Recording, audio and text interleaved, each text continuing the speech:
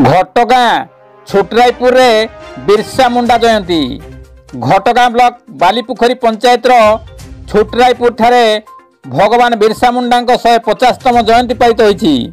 एथिरे घोसीपुरा विधायक बद्रीनारायण पात्र, ब्लॉक अध्यक्षा गीतांजलि नायक, बीडीओ भागवत प्रसाद महापात्र, जिला परिषद सुरेंद्र कुमार जेना, सरपंच द्रौपदी नायक, समिति सभ्य शत्रुघ्न मुंडा, वार्ड मेंबर गौरी महाड़ा समेत अन्य अतिथि माने उपस्थित थिले।